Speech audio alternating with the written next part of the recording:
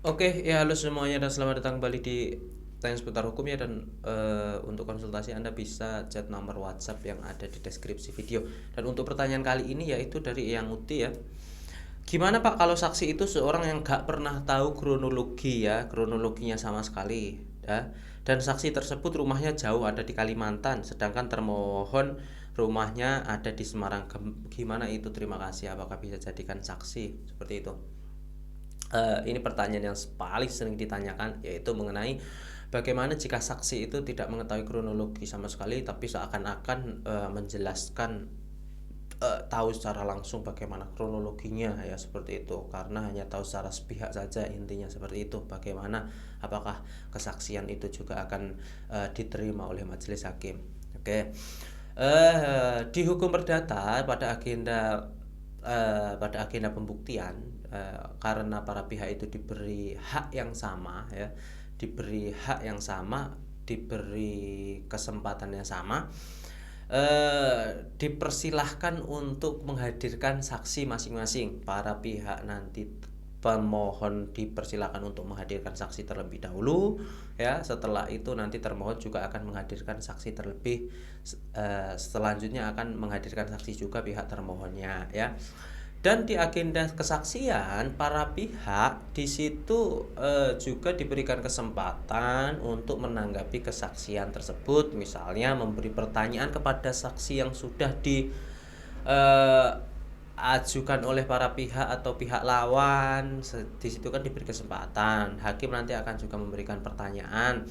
Bagaimana pihak termohon atau pihak tergugat, apakah ada tambahan atau ada pertanyaan atau ingin sedikit menanggapi keterangan kesaksian yang sudah dihadirkan oleh pihak pemohon dan pihak penggugat, intinya kan seperti itu ya. Jadi mengenai hal yang disaksikan atau hal yang diucapkan saksi yang sudah dihadirkan ke dalam persidangan, apakah itu akan didengar? Ya nanti pasti akan didengar oleh majelis hakim. Menjadi bahan pertimbangan atau tidak itu nanti tergantung objeknya seperti apa dan kesaksiannya seperti apa ya, karena saksi sebelum memberikan kesaksiannya di pengadilan di dalam ruang sidang itu masing-masing sudah berjanji, sudah disumpah sesuai dengan agama masing-masing dan kepercayaan masing-masing ya, disumpah. Setelah itu nanti jika memberikan keterangan palsu juga akan bisa dituntut secara pidana ya, hakim bisa melaksanakan hal tersebut. Akan memberikan kesaksian sesuai dengan apa yang dilihat, apa yang didengar, dan apa sesuai dengan kenyataan dan sebenar-benarnya itu pasti juga akan ditanyakan oleh majelis hakim. Jadi kalau pihak saksi tetap akan menyaksikan atau akan memberikan keterangan seperti itu, yaitu haknya saksi. Anda sebagai pihak tergugat atau termohon atau pihak penggugat atau pemohon ketika diberi kesempatan untuk menanggapi kesaksian dari para pihak lawan itu silahkan Anda memberikan pertanyaan ya, memberikan sedikit tanggapan bagaimana Anda bisa mengetahui kronologi tersebut atau bagaimana menurut Anda kapan terjadinya. Jadi kembali ke pertanyaan, apakah kesaksian yang dari sudut pandang pihak salah satu pihak saja itu boleh, misalnya nggak mengetahui?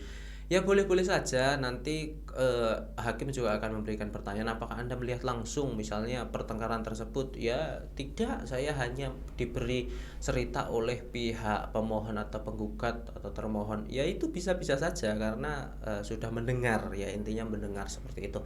Jadi manfaatkan kesempatan ketika Anda diberikan kesempatan untuk menanggapi kesaksian para pihak seperti itu. Oke ya. Apakah orang yang tidak mengetahui sama sekali bisa jadikan saksi? Ya bisa saja, nanti keterangannya berdasarkan cerita dari salah satu pihak itu bisa, walaupun tidak melihat secara langsung itu nanti bisa. Mengenai kesaksian nanti diterima atau enggak itu 100% urusannya hakim, nanti dijadikan sebagai pertimbangan atau enggaknya seperti itu ya. Saya pikir itu cukup seperti biasa, semoga bermanfaat dan terima kasih. Assalamualaikum warahmatullahi wabarakatuh.